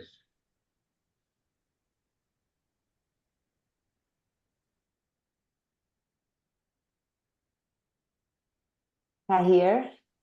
Oh, Tahirzadeh?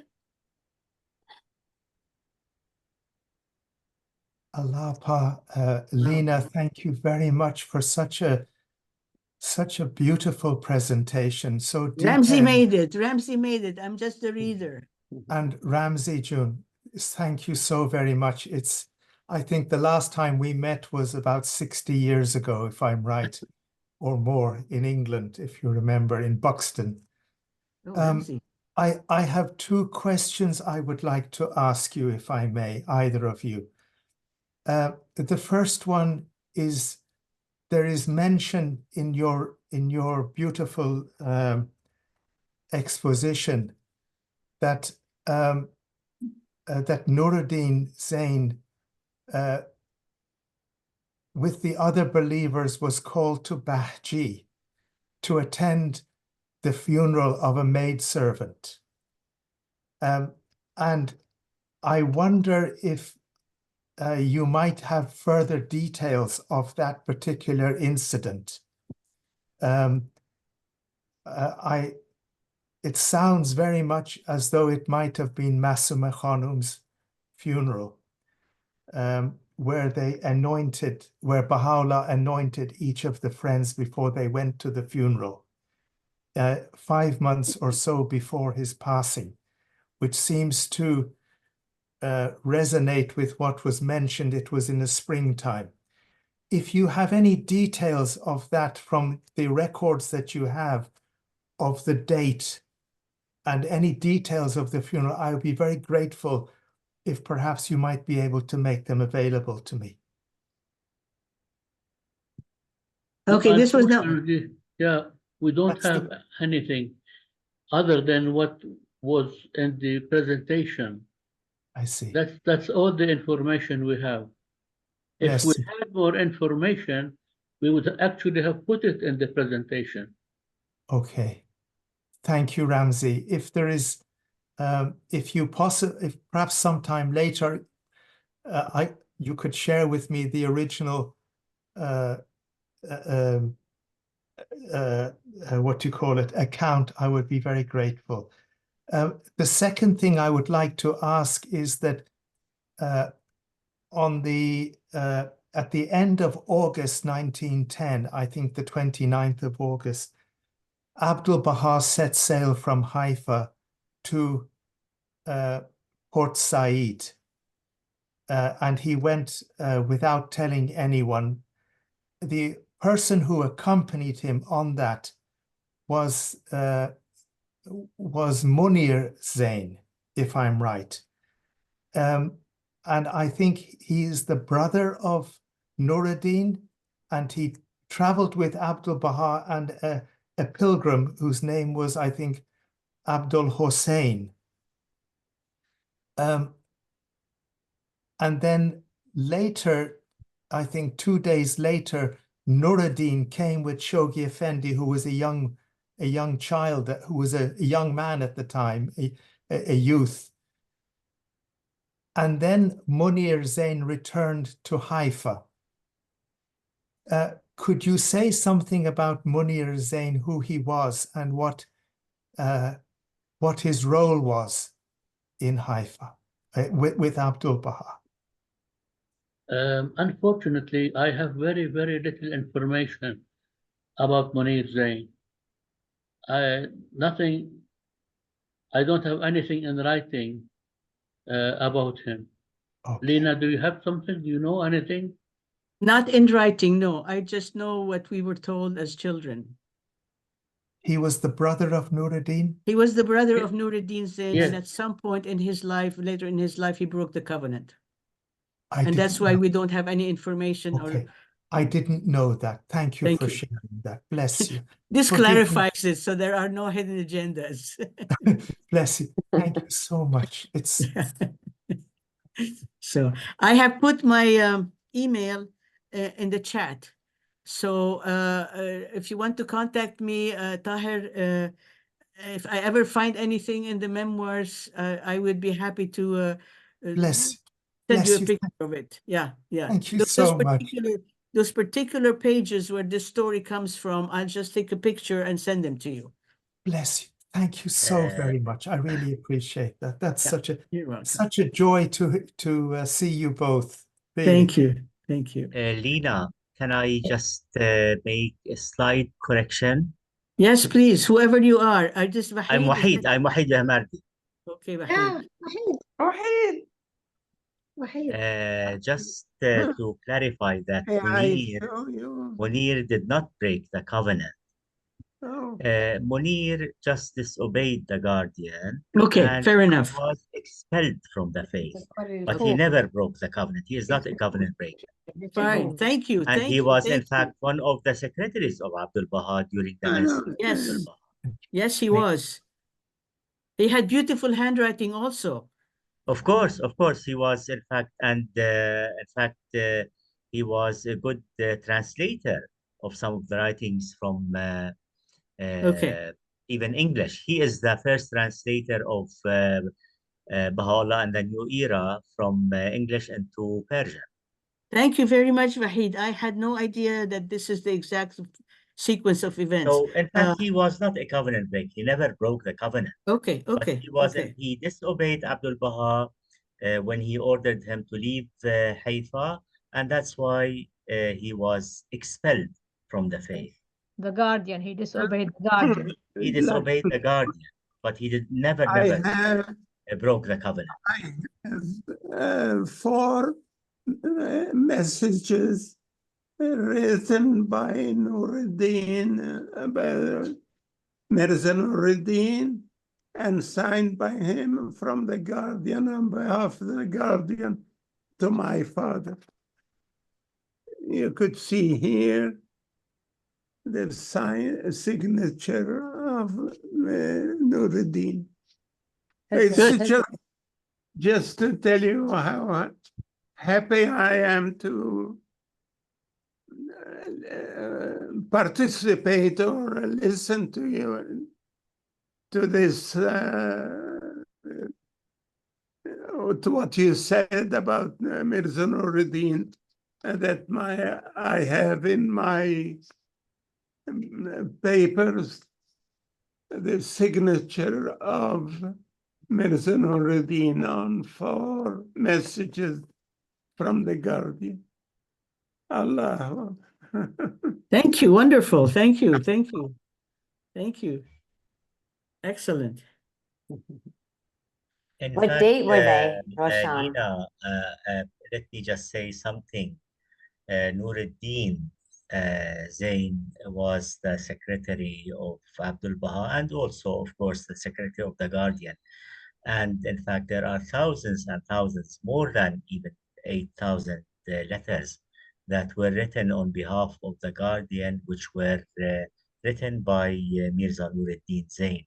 It is amazing that, such a person who was, in fact, living in the present city and had very humble education. He never attended any university or anything like that.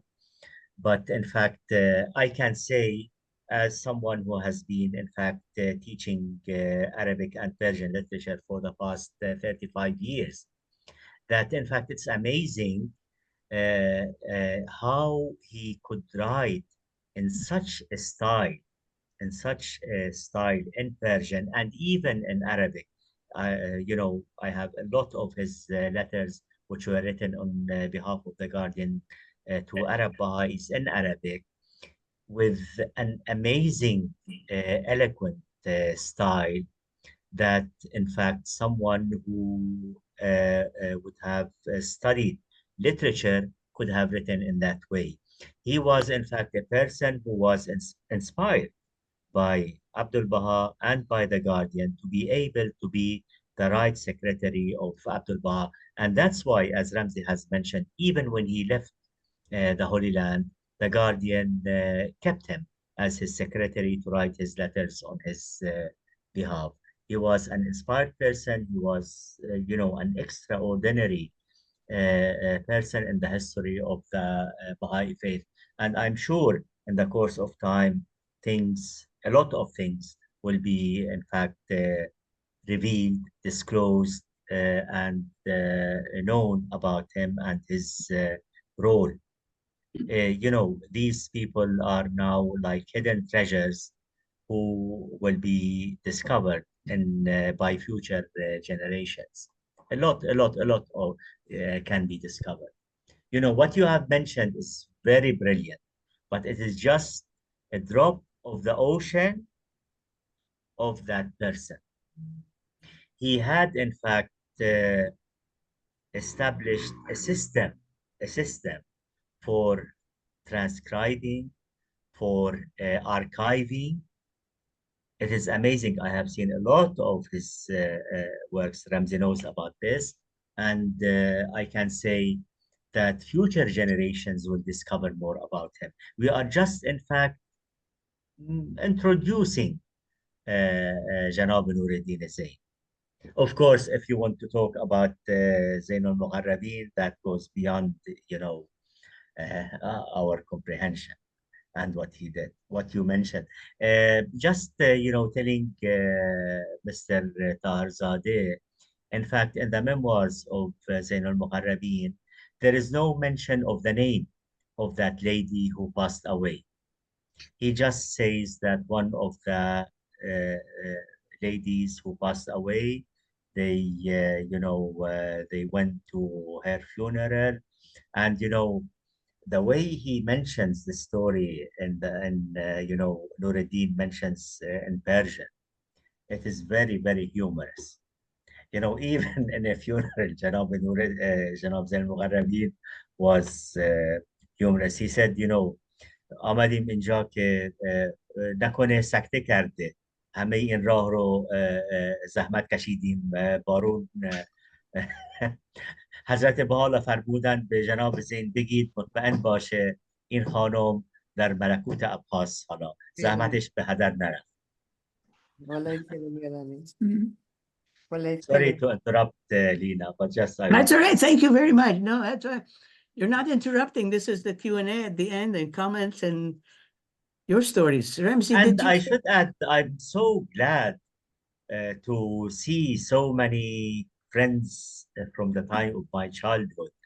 You know, Rana, Burhan, Ilham, Arfan, and they are all like me. We have all become old people with white beards and white hair. So, you know, we departed as young kids, and now I can see them, you know, like me, old people. I'm so delighted. And also, I'm very happy to see Shireen. But I saw Shireen, you know, a few years ago. Yeah, Bahid, we are all still young at heart. We are young at heart. Of course, of course, of course. And you can see that, you know, do I sound old? I look old, but I don't sound old. There is difference. There's a big difference between sounding old and being old. Yeah, of course. Ramsey, did you want to add stories at this point? I would like to add just one very short memoir or memory that I have of Nur'ud-din Zayn. I don't know if we said, I called him Gigi. Is this mentioned in our presentation? No. Gamma? No. Gigi and Gamma. They tried to teach me as a child to say grandpa. I couldn't say it, so I invented Gigi. So Nur'ud-din to me is Gigi. And his wife, my grandmother, is Gamma. So I speak about Gamma and Gigi. One small memory of him is that when I would come to visit him, our houses were not too far from each other. So I would go every now and then to him. He would be sitting and writing.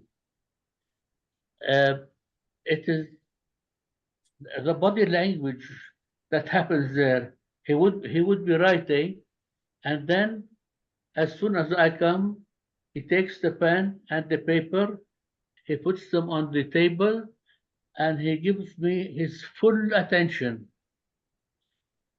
I appreciated that very much as a child, that he is stopping what he's doing and giving me his full attention. This affected me and came to my bringing up of my children. I was all the time trying, when they want something, I stop what I'm doing and try to give them my full attention because I liked that. So I thought I'd share this little memoir. Now, other things is that Beirut is on the seashore of the Mediterranean. Sometimes we would go down and walk along the Corniche by the sea. He walked very slowly, still he walked there. He would buy fruits for the family, but he would only pick the most perfect fruit. He would be very picky, and so that the fruits that came home were absolutely very delicious to eat. And he liked to cook, as my grandmother Gamma liked to cook. He cooked very well, kebab. So these are some memories from him directly. And there was a dog? Yes, Yeah, Mickey. Mickey. That was Ramsey's dog, but they took care of him. They took care of the dog because we had a cat at home. Mickey, talking about Mickey. Mickey. Yes. Yes, the dog, we lived in a place that had a garden. So it was nice to have a dog with a garden. But then when we moved to a place where there was no more a garden, the dog was in the house, and Nigar had to take care of Mickey, taking him out to do his thing in the morning and in the evening. And yes, those were happy times. I remember when I was there, I used to look at the cats. They were all getting together. And then my grandfather would say, they're having a mahfil, they're having an LSA. They're getting together. He's just funny. I have a question. When he came to Beirut after leaving the Holy Land, were there other Baha'is in Lebanon at the time? Abdu Baha was in Lebanon. No, not when we were there. It's much before. The answer to the question, Ramsey, I don't think you heard the question. When Gigi and Gamma came from Haifa in 1938 to Lebanon, were there any Baha'is there at the time? Yes.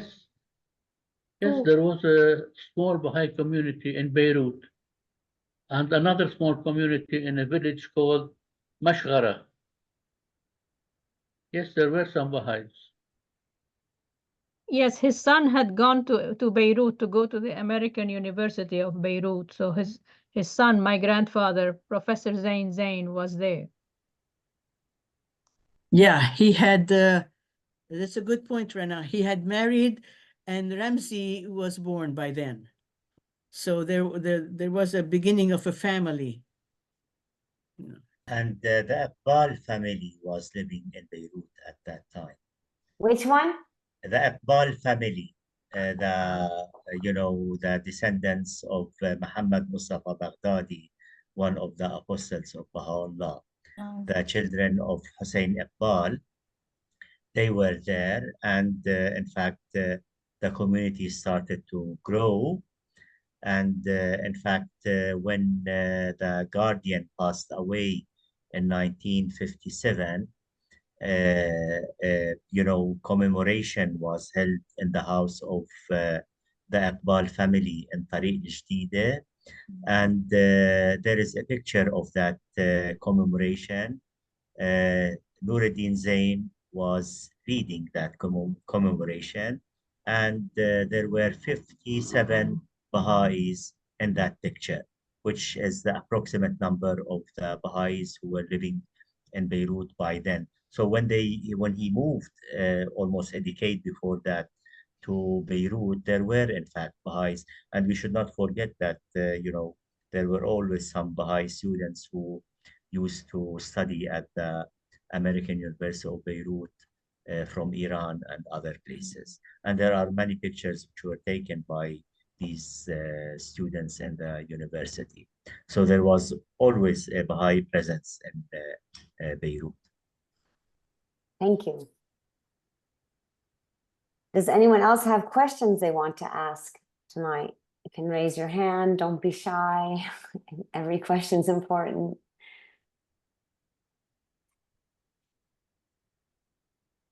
Or any more stories or memories that anybody wants to share?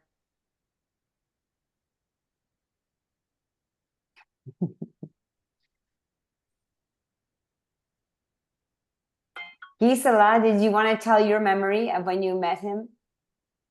You wrote in the very beginning. Yeah, Gisela von Brunn. Hi, Alaufa. The son. Where am I? Yeah.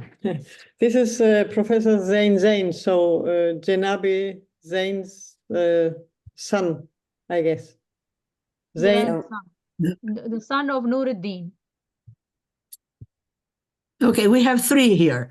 We have Jenabi Zayn, and then we have Nur'ud-din Zayn, and we have Zayn. I think, Gisela, you know number three. Yes. Well, I understand it is Ramsey's father. Yes. Yeah. So I was a child of 9 years or so in Germany, and we had several of the hands of the cause after the Stockholm conference in '53 were traveling. There was one really small summer school in Esslingen where there were, I think, 7 hands of the cause or something incredible. So, and Mr. Samandari made some more visits in neighboring places. So he came to Tübingen and to our house, and there's a picture of Mr. Samandari and Professor Zeine and myself in our living room. So I can't say I remember much, but there's this picture. And Mr. Samandari went for a walk. It was, there were fields and grass and everything not far from our house. And it was in autumn and the time of, Jennifer, you have to help me. Herbstzeitlose. Do you have any idea how this flower is called? What is it called? Herbstzeitlose. It's like crocus, but it grows in autumn. Oh, no, I don't know it. Sorry. I mean, there were hundreds of these flowers, and Mr. Samandari bent down and picked and gave my mother a huge amount of these flowers bunch. And she had one of these flowers in her guest book. Yeah, Mr. Samandari also wrote in the guest book, and Mr. Professor Zayn as well. It was just a nice little something. It's a nice memory. That's Lena is also, and Lena and Sumaya and Ramsey are all 3 brother and sister. Yeah. I remember Ramsey reminded me when he was talking about the grandpa. First, let me make a minor but important correction. Ramsey was trying to be taught to say grandma in English for grandma. He couldn't say it, as he explained, and it ended up from grandma became gamma. So they decided, all right, let's try this. For Gigi, we will try to have him say it in Arabic. Maybe if he said Jiddi, because Jiddi is grandpa in Arabic. Well, we failed there because Jiddi became Gigi. So we have grandma and Gigi based on Ramsey's speech problems. And I'm a speech pathologist, but I wasn't there at the time. So I am remembering that when he would go out to buy the fresh fruit that Ramsey's talking about, and I saw with my own eyes as a child, because I was taking him for a walk and he was going there, the watermelon vendors in Lebanon during the watermelon season would pack their watermelons in big pyramids of watermelons along the side of the street or in open air shops. So Gigi or Grandpa Nur'ud-din would go to the guy. By the end of the summer, he knew every single watermelon dealer in the town because he would visit with them. He would spend the whole day trying to find one watermelon. He would grab the watermelon, tap, tap, tap, and listen to it, put it back. Grab another one, tap, tap, tap. He was listening to something. And people who know things about watermelon, he was listening to the density of the sound to decide if it was a good one or a bad one or a ripe one or a not ripe one. That was a memory I have never forgotten, the way he picked watermelon. He didn't teach me anything about that, but I saw how he did it. I thought that was all fake, that people fake that. Well, apparently not, but they're listening to something we don't know. It's in the mystery. The watermelon should bang when you hit it, and that means it is sweet and red. It should bang? It should bang. Yeah, can I say, I heard from a Persian guy that my father told me this. My father was a farmer and he knew about this. Yeah, so he said, you should hit the watermelon. If it bangs when you hit it, that means it is sweet and red. Okay. Can I say something? You should hear a ringing. It's a ringing tone. If it goes like a thud, then that's it. It's a dead lemon. But anyway, I'm really Wait, glad. 1 second. Actually, Alham was trying to say something. Go ahead. About watermelon, I heard from a Persian guy that when you hit it, when you slap at it, it should answer you. That's the thing that he said. It should answer you. So it should ring like a bell. It should resonate yeah, that's like a bell. it. Yeah, but it should answer anyway, you. can I just say, I'm glad you solved the 60-year-old mystery. I never knew why I called them Gamma and Gigi. I thought about it for years and years, and I thought, well, I have no idea where these two names came from. But now you finally solved the mystery. Yeah, but he said, but I didn't realize that that Gigi was a good cook, you know. So so now I guess where I got my talents from. But one thing about Gamma, she was a very good. She was very good in sewing. You know, she had a sewing machine. She was very good in making clothes. But my mother told me she's a self-taught person. She used to unpick Gigi's shirt. She used to unpick the whole shirt, his old shirts, and then use that as a template. You know, so then she would cut cloth according to the old unpicked shirt bits, if you like, and then she would make new shirts out of that. So that's how she ended up becoming a really good seamstress, if you like. That's the story I heard, and I was fascinated by her old-fashioned Singer sewing machine, because I guess I became a mechanical engineer at the end, and this is one of the first thing I was really interested in. I used to open the machine. In fact, I disassembled half the machine, and I was she had to chase me around the house for doing that. God knows what happened to that machine, but I was really fascinated with that particular machine. I still remember all the bits and pieces in that. So that's I don't know. I'm trying to remember hard, you know, other stories, but these are the ones I could remember. Thank you, Walid. I want to add a little footnote to this footnote. Remember when she came at age 13 from Ashgabat with her father? The story goes that she brought with her sewing machine, because she had learned as a child. And so her first sewing machine was the one that she had brought with her at age 13 from Ashgabat over a 3-month journey from Ashgabat to the Holy Land. Yeah, that's it. Yeah, so but I don't think that was the Singer one. You know, I'm sure she bought another one, but then she became really good at it by well, we call it now reverse engineering. That's what she used to do. And another piece of information, Walid, my grandmother was a very close friend of Nayera Khanum, and she told me that in fact Nayera used also to compose poetry. She was also a poet.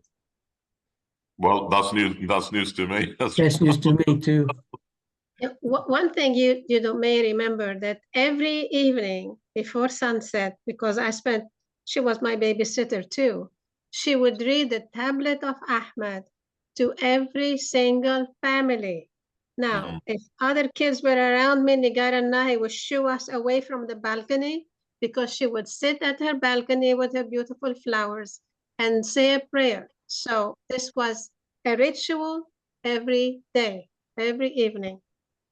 Tablet of Ahmad. So all the families, how many? I mean these family, he would get one too. Like for instance, some person left, she would read it too.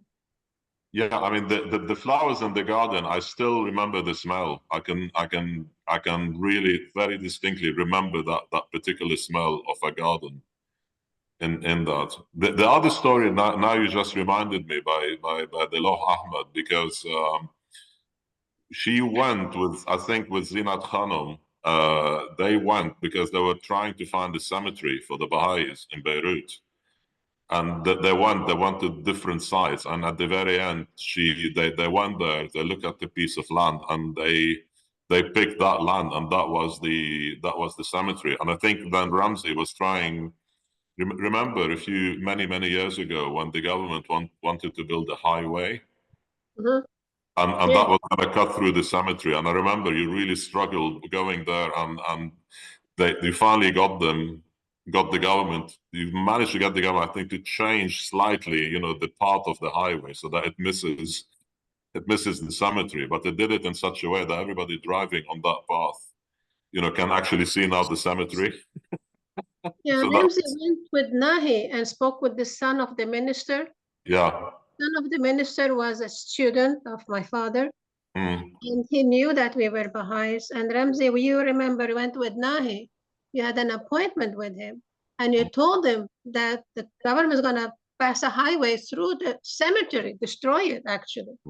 And he made a stop to it because that land was in the territory of the Druze chieftains of the country. The country is divided into kind of principalities of the 18th century. And forgot his name right now, if you remember. So he stopped it. Jean Nobody. How? It was John Blatt, yeah. But correct. They Thank went you. to John Blatt for Wasta and they fixed it, yeah. Yeah. The story of the cemetery is a long story, and it has a lot of details. Well, It this can is one take, aspect in of fact, it. an hour to talk about it. But now, in fact, interestingly, it is like an island, and Yeah. there is, in fact, a road around it. And, you know, there is the Baha'i cemetery next to the family of Arsalan cemetery, which is, in fact, a distinguished Druze. It's opposite it, yes. The Absalom It's is opposite. So, in fact, yes. that piece of land now is surrounded by a road where, you know, people, you know, drive around it, and it is protected. The Minister of Public Works in Lebanon at that time was a person called Ali Harajdi. He worked in an office in which I worked too. And then they took him, the government took him from that office and made him a minister. But we were very good friends. When we heard that they wanted to take a road through the Baha'i cemetery, I went and paid him a visit and explained the situation. So he told me, don't worry, it's all right, we'll fix it. So the road went around the cemetery instead of over it. Yeah. And that gravestone that you showed, I remember because I went, this is, I think, in 1990, just as the war was ending. I was probably one of the first cousin, I think, to venture into Beirut again. And I went to visit the cemetery, and the graves, the old graves, were actually broken up. I can see that they're all because of the bombs and the shellings and all of that. And my mother's grave did not have a gravestone because they had to bury her in a hurry. So I had to make an executive decision. I got this grave person and I said, right, we sat on my grandmother's grave and I designed him what we wanted, you know, in this case. So that, right, all these 6 graves, this is now the new design. So that's my claim to fame, if you like, what in that particular cemetery. So if you go there, you know, these graves are absolutely the same, you know, the stones and the way they've been designed. So they are, that was in 1990. I remember that.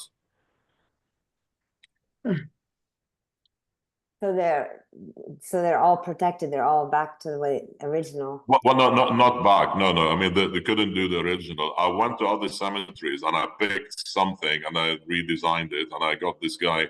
I remember he was a Druze as well, and he was hard of hearing and he could not talk. So in the end, and his son was there doing all these sign languages. So I started now mimicking the son and telling him what we wanted and how we wanted it. And then Nigar and Nahi, they picked all the writings to put on the main plaques. Yeah. Are you there now in Lebanon?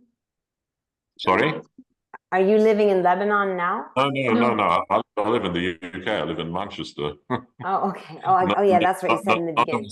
None of us except Ramsey. The Baha'i cemetery in Beirut now is in an excellent condition, and all the graves are safe, and everything is fine. Wow, amazing story.